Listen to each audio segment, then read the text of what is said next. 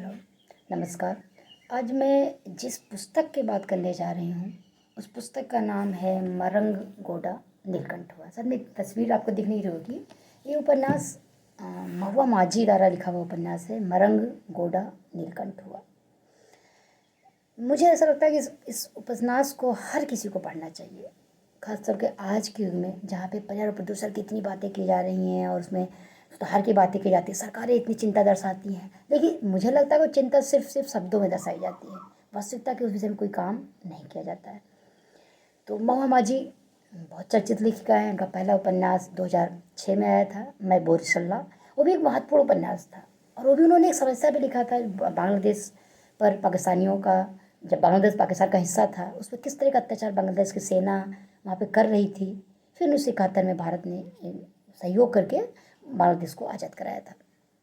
तो उस समस्या को उन्होंने मैं बोरिसल्ला पे उठाया था और वो उपन्यास बहुत चर्चित उपन्यास था। दूसरा उपन्यास है मरंग गोडा नीलकंठ हुआ, भी बहुत प्रसिद्ध उपन्यास है और ये भी एक समस्या पे उठाया गया है।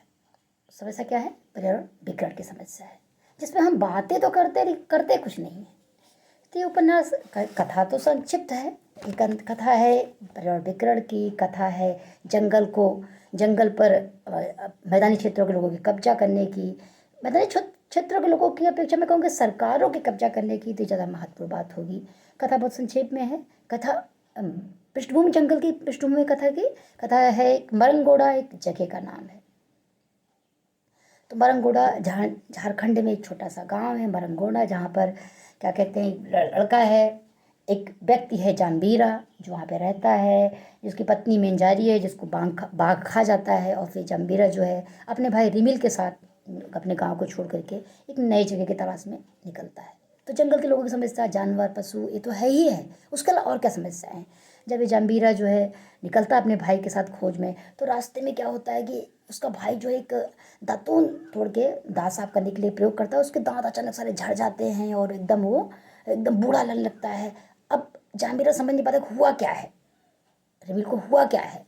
तो इसके लिए वो जाते हैं, पता चलता है कि गांव में एक योगी है जो इसको सही करके इलाज कर रहा है। वहाँ जाते हैं, लेकिन खैर उसका समस्या का हल तो नहीं होता है। फिर वो एक नई जगह पहुँचते हैं और नई जगह में अब उनको एक काम चाहिए।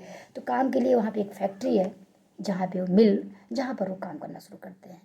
अब काम करना शुरू करते हैं जो एक यूरेनियम की खान है, जहाँ पे यूरेनियम पत्थर तोड़े जाते हैं, यूरेनियम जिससे गैसें निकलती हैं, जो विकर्ण का बहुत बड़ा कारण है। अब आदिवासियों को उसको पता नहीं है, तो किस तरह उसको उसमें, अब काम को कुछ है ही नहीं, जंगल में कुछ है नहीं, तो वहाँ पे करता है। और अब इन आदिवासियों को कुछ पता नहीं, वो रोज़ शाम को आता है, उसके शरीर में धूल लगी होती है यूरेनियम की, लेकिन उसको, उसकी पत्नी को भी नहीं पता, उसकी बुसल्ट को धुलती है और धीरे धीरे उसकी पत्नी एक दिन वो मर जाती है। किसी को नहीं पता कि उसमें धूल में है क्या। वो तो आम रूप से आते हैं घर में, आके सर को टांग देते हैं, उसकी पत्नी उसको धुलती, किसी को नहीं, लेकिन वो यूरेनियम के धूल है जो उसमें लगी है और जिससे लोग होता है। और जो यूरेनियम के खान से निकलने वाले कचरे होते हैं, उनके ट्रेनिंग डैम बनाए जाते हैं, जहाँ पे डैम में कचरा भरा जाता है, जहाँ के गाँव के बच्चे खेलते हैं। और गाँव में विभिन्न प्रकार के रोग उस इलाके में फैलने लगते हैं। विकलांगता होती है, किसी का एक अंग बड़ा हो रहा है, स्त्रियाँ बाँझ हो रही हैं, कैंसर हो रहा है, गांठें हो रही हैं जहाँ पे सड़ रही हैं और उसका इलाज नहीं हो रहा, विभिन्न प्रकार के रोग। लेकिन वो गांव के आदिवासी लोग नहीं जानते कि उसका कारण क्या है, और लोग धीरे मरना शुरू करते हैं। और फिर जाम्बीरा वहाँ से एक स्त्री से विवाह करता है, सुक्रमणि नामक एक स्त्री से विवाह करता है, और उसके पुत्र होते हैं कई सारे, उसमें से एक उसका पोता होता है, सगेन होता है, ठीक है। उसकी पत्नी जो होगी उस तरह रोगग्रस्त होती है, वो मर जाती है। फिर सगेन बच्चा जो है बड़ा होता है, जो इस जाम्बीरा का पोता है और जो उसको बहुत प्रिय है, और सगेन को सचेत करता है। सगेन थोड़ा सा बड़ा होता पड़ता है, तो धीरे धीरे सगेन समझने को हो क्या रहा है। सगेन जब खोज करता है उसको पता चलता है कि जो कारखाने से निकलने वाले धूल जो है, गंदगी जो है, जो आसपास के इलाकों में रहती है, और जो डैम जहाँ पे कचरा डाला जाता है उसकी धूल उड़ती जो आसपास के बच्चों को लगती है, सड़कों पर डाला जाता है जहाँ बच्चे घूम रहे हैं, खेल रहे हैं, और इससे सभी रोगग्रस्त हो रहे हैं। और सरकार जानते हुए भी इनको जागृत नहीं कर रही है। लेकिन उन गांव के लोग पास उपाय नहीं है कि उसके अलावा कोई काम कर सके, क्योंकि उनके पास कोई काम ही नहीं है। क्यों? क्योंकि सरकार जो है वहाँ पे इन कारखानों को बनाने के लिए, इन खुदाइयों के लिए, खान के लिए, जंगल के पेड़ जो हैं, जो महत्वपूर्ण पेड़ थे, इमली के, महुआ के, इन सब जो जंगली दवाइयों के पेड़ थे, जो आदिवासी इनको तोड़ते थे, जिनको बेचते थे, दवाइयाँ बनाते थे, वो तो सरकार ने काट दिए। लेकिन इनकी ज़मीनों पर भी कब्जा कर लिया। और जब ग्रामीणों ने का विरोध किया तो गाँव सरकार ने कहा कि तुम्हारे पास प्रमाण क्या है कि ज़मीन तुम्हारी है। अब आदिवासी के पास जमीन का कोई प्रमाण तो है नहीं, इसलिए उनकी जमीन को बेदखल कर दिया। उन्होंने कहा हमें तो मालूम नहीं प्रमाण क्या है, हमारे पास तो जहाँ हमारे बाप का 100 गड़ा है वही हमारी ज़मीन है, हम तो इसी नाम से जान सकते हैं। लेकिन मुर्दे तो आगे प्रमाण नहीं देने आएंगे ना कि अब ये हमारी ज़मीन है। तो उनकी ज़मीनों पर सरकार धीरे कब्जा कर रही है। वहाँ पे रांची के पास एक नया कारखाना खोलती है सरकार, जो है कोयल का और जल विद्युत परियोजना, जो बिजली बनाने का कारखाना है। तो ये यूरेनियम के से निकलने वाली विभिन्न गैसें जो हैं वो वातावरण को प्रदूषित कर रही हैं। जैसे यूरेनियम को गंधक से धुला जाता है तो मोलिब्डेनम, वेनेडियम, सेलेनियम, लोहा, सीसा आदि गैसें भी निकलती है जो वहाँ के आसपास लोगों को करती है। लेकिन इसका कोई इलाज नहीं है। और लेकिन सरकार इनकी ज़मीनों पर कब्जा करी, इन आदिवासियों को बेदखल कर रही है और इनकी बातें सुनी भी नहीं जा रही हैं और विरोध कर नहीं सकते।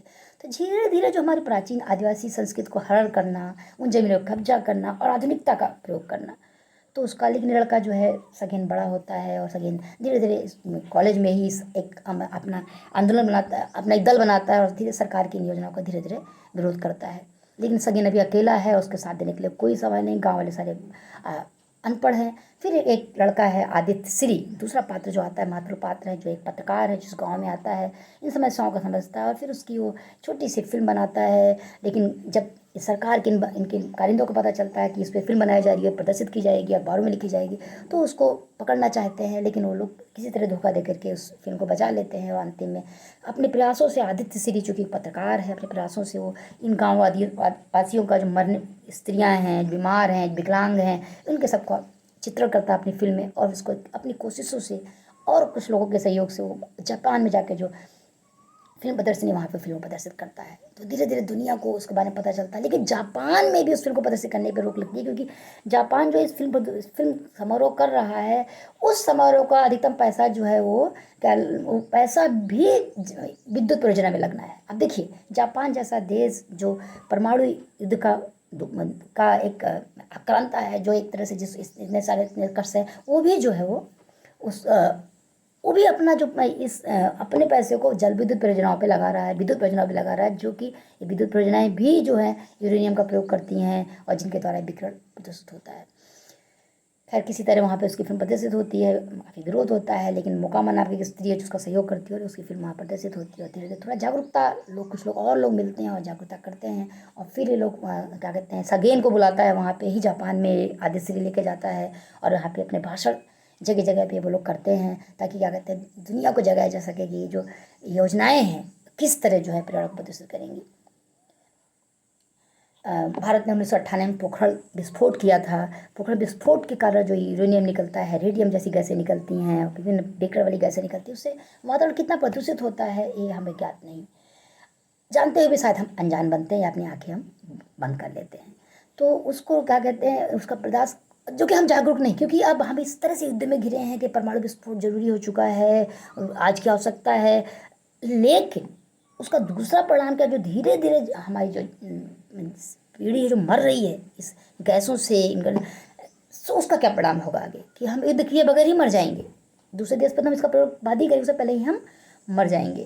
तो ये लोग अपना एक संगठन ही बनाते हैं, झारखंड स्टूडेंट्स यूनियन संगठन, और बाद में उसका नया नाम होता है, उसका एक नाम नया करते हैं लोग, उसके द्वारा ये अपना संगठन आगे ले जाते हैं और उसका प्रचार करते हैं, ज़्यादा जगाने की कोशिश करते हैं। लेकिन ये आसान काम तो है नहीं।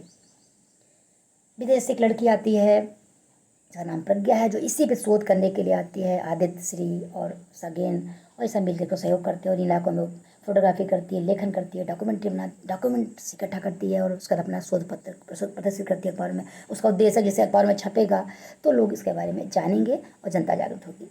तो इस प्रज्ञा अपना काम करती है। अंत में प्रज्ञा का आदित्य का प्रेम भी दिखाया जाता है और प्रज्ञा आदित्य से कहती है कि ठीक है, मेरा तो लेखन का काम हो गया, मेरा शोध हो गया, तुम मेरे साथ चलो, मैं तुमसे विवाह करूँगी अमेरिका जाके। लेकिन आदित्य इस बात से इनकार कर देता है, क्योंकि प्रज्ञा एक जो आज के बुद्धिजीवी है, केवल अखबारों में छाप के परिवर्तन करना चाहते हैं, उसको कोई परिवर्तन होने वाला नहीं है। परिवर्तन होने वाला है एकदम संघर्ष करके होने वाला है। आदित्य श्री कहता है कि तुम्हारा काम खत्म हो गया, लेकिन मेरा काम ये खत्म नहीं हुआ, कि मैं इसी गाँव में रहूँगा, इस आग को सगीन के साथ मिलकर जारी रखूँगा। तो ये जो समस्या अपने उपन्यास में बड़ा कह सकते हैं कि सोचपरक उपन्यास है लेखिका का, चूँकि लेखिका स्वयं भी आदिवासी इलाके की है, इसलिए इससे उनको विशेष जानकारी है। तो बहुत ही शोधप्रद उपन्यास है। इसको मुझे लगता है कि हर किसी को पढ़ना चाहिए, हर किसी को अपने विद्यार्थियों को भी पढ़ना चाहिए, हर किसी को पढ़ना चाहिए ताकि वो इससे जागरूक हो। समस्या का हल नहीं, जैसे सब लेखक ने भी समस्या का हल ही नहीं किया अब हम जल विद्युत परियोजनाओं से बच जाएंगे या थोरिया का प्रयोग नहीं होगा या परमाणु विस्फोट नहीं किए जाएंगे, वो सब होंगे, लेकिन उनको हम सीमित कैसे कर सकते हैं या शहरों से दूर कैसे कर सकते हैं, या जैसे ट्रेलिंग डैम जहाँ पे इनके कचरे फेंके जाते थे उनको हम ढक सकते हैं। हम आदिवासी इलाकों में जाके जल विद्युत परियोजना क्यों बनाते हैं? क्योंकि शहरी इलाकों में बनाएंगे तो लोग विरोध करेंगे। अभी आदिवासी लोग जो हैं वो इससे अनजान हैं, तो उनके उनके साथ आसानी से किया जा सकता है ना। तो इसमें जो दिखाया कि अनजान आदिवासियों की अज्ञानता का लाभ उठा के किस तरह वहाँ पे कारखाने लगाए गए, ये मिलें खोली गई और उनको इसका एहसास भी नहीं कि उसको सुरक्षित लेने के उपाय कर सके। तो सरकार को इनका कम से कम प्रयोग करना पड़ेगा। बिजली की जो मारामारी है, जो परियोजनाएं, जो थर्मल विद्युत परियोजनाएं जो हैं, इनको सीमित करना पड़ेगा और उनको ऐसे बनाना पड़ेगा कि इससे ज़्यादा नुकसान ना हो और एक ग्रामीण क्षेत्रों से कहीं बहुत दूर हो जहाँ पे लोग इस तरह के भयंकर रोगों के शिकार ना हो। तो जो भयावह चित्रण है वहाँ पे, जो रोग है वो उसका जो बहुत सुंदर चित्रण है। विभिन्न प्रकार के रोग, थैलीसीमिया, कैंसर, गांठें निकल रही हैं, घाव हो रहा सही नहीं हो रहा है, स्त्रियाँ बांझ हो रही हैं, विकलांग हो रहे हैं बच्चे और मंद बुद्धि बच्चे हो रहे हैं। जापान एक बार परमाणु विस्फोट का परिणाम दे चुका। जापान में ऐसी समस्याएं सैकड़ों सालों तक चलती रही, आज भी लोग उस प्रदूषण से प्रभावित हैं। हजारों सालों तक ये खत्म होने वाला नहीं। थोरियम के जो टुकड़े हैं जो वहाँ पे फेंके जाते हैं वो भी खत्म नहीं होते हैं, उनका प्रभाव है। उनको जमीन में गाड़ दीजिए तो उनकी गैसें निकलती रहती हैं। तो ये जो ऐसे इतने घातक तत्व हैं उनका कितना कम से कम प्रयोग किया जाए, उनका सरकार जागरूक हो और कम से कम मूल आदिवासियों की ज़मीनें न छीनी जाएँ और आदिवासियों को बचाया जाए, उनकी ज़मीनों पर कब्जा करके उनको बेघर न किया जाए और उनकी मूल संस्कृति जो उनका प्रकृति है उसको जीवित रखा जाए, ये बहुत ज़रूरी है। ये बहुत ही पठनीय उपन्यास है, मेरा ख्याल से ये हर किसी को पढ़ना चाहिए उपन्यास, और आने वाली पीढ़ी को तो जरूर पढ़ना चाहिए ताकि वो जागरूक हो सके, इसका कम से कम प्रयोग। तो मुझे उपन्यास पढ़ के बेहद अच्छा लगा, मेरी प्रज्ञा खुली कि इतना महत्वपूर्ण उपन्यास है और मुझे लगा कि उपन्यास सबको पढ़ना चाहिए, इसलिए मैंने इस उपन्यास की यहाँ पे विशेषण किया। आप निश्चित रूप से पढ़िए और लोगों को प्रेरित कीजिए पढ़ने के लिए, ऐसा मेरा आपसे अनुरोध है। बस इसी के साथ मैं अन्य बात करती हूँ। अगला कोई नया अच्छा उपन्यास पढ़ती हूँ तो मैं आपके साथ फिर आपके बीच लेकर के आती हूँ। धन्यवाद।